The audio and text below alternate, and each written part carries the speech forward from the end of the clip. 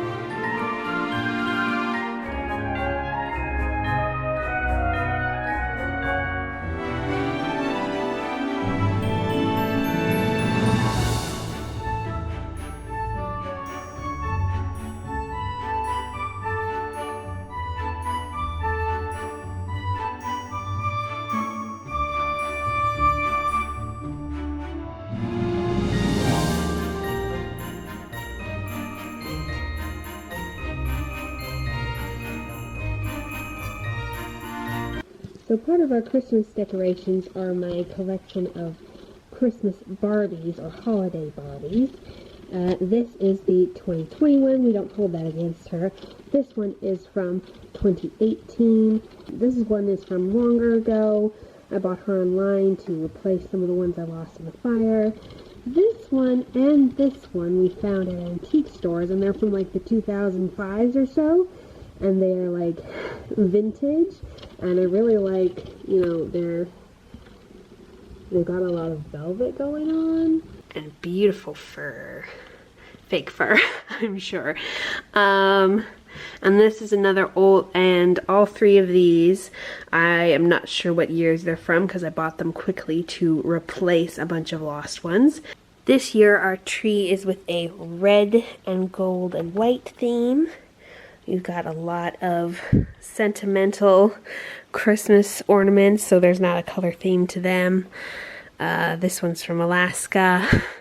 And we have two ballerina ones because I really love ballerinas, especially to do with Christmas. We also have a whole nutcracker set. Where is the Mouse King? Oh, there he is. The Mouse King.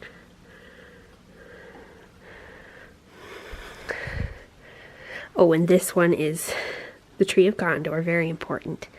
And we've each got ones for each kid that are like first Christmas or second Christmas, things like that.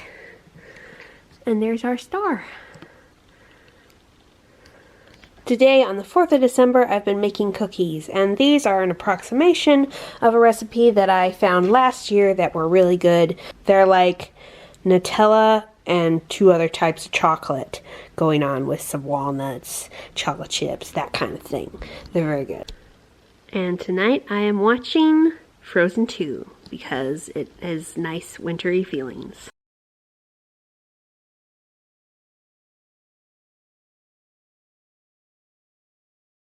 I just wanted to show you my outfit of the day before I take the skirt off because I love it so much. Wearing skirts is a lot of fun.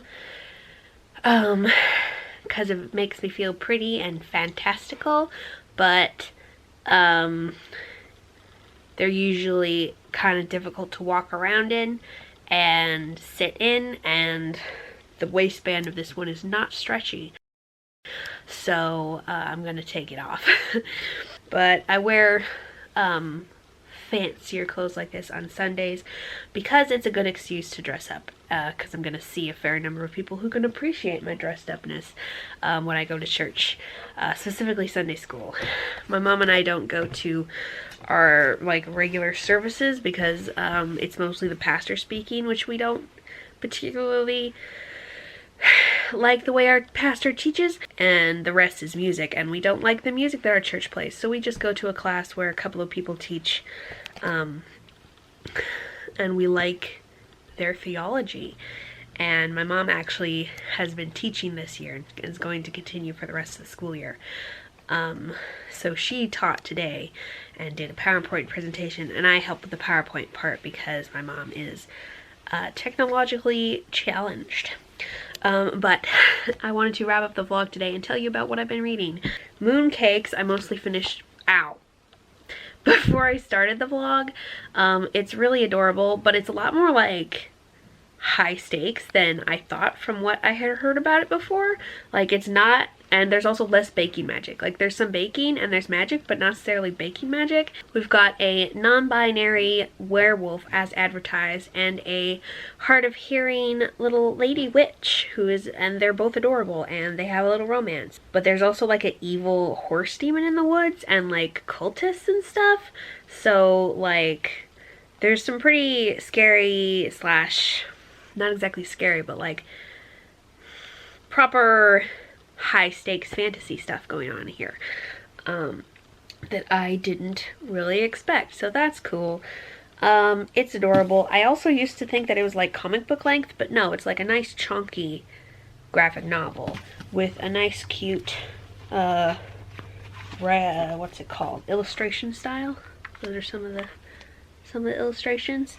And the other thing I've been reading, I found on the Goodreads Choice Awards middle grade section, because I was looking in all of the sections to see if there's anything I wanted to vote for, and I had not read any of the books from the middle grade section. And I think that's mostly down to I mostly get recommendations for YA and adult because most of the booktubers I follow are into that. I only have like a few who are into middle grade. But this I saw was by Justina Ireland, and I adore Justina Ireland's Deathless Divide Dread Nation duology like so much, and this was so enjoyable. Like, Justina Ireland is so good at paranormal fantasy is what I would call it, when you have, it's paranormal historical fantasy, because both these and her other books are set in historical times. This one's in the 1920s, the other is about 1950s, 60s,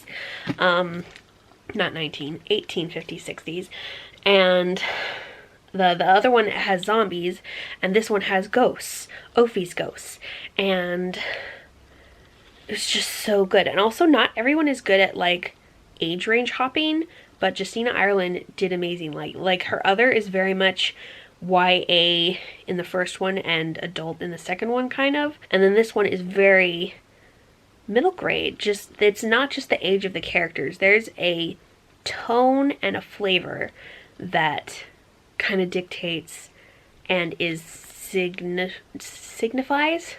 signifies what your age range is, and this is what I like about middle grade to a T. Just the characterization and the way the plot works and the way the side characters work, very middle grade, and I love that. Ophi, her dad gets murdered by Ku Klux Klan people for voting while they live in the South, and his ghost appears to her and her mother to save them from the same people coming to kill them, because to get for revenge for him voting. And after that, she can see ghosts, and so she and her mother flee north and go to live with some family and get jobs at a manor house, and all the while Ophi is seeing these ghosts and trying to figure out why she can see them and like what to do about it, because they're kind of creeping her out. And she also feels sorry for them because a lot of them are sad. And so it's all about her figuring out how to take care of these ghosts and protect herself and other people from them, and also taking care of her family. And there's also a mystery element and figuring out what happened to these ghosts, because, you know, a lot of ghosts stick around because they died in unhappy circumstances, so like, and some of those are mysterious circumstances, so you want to find out the mystery, which is a classic mystery, is figuring out how a ghost died so that you can make them not be mad anymore. And I really like that trope, so that was really fun to see and just really enjoyable. Apparently I can read anything by Justina Ireland, so I hope she keeps putting out lots of books. I hope you have a good festive season. Hopefully we'll be doing the Hanukkah book tag next week. Look forward to that. It's created by Anna G, so you should go over to her channel and check it out and do it yourself if you feel like it. Thank you so much for watching, and I will see you in the next video. Bye!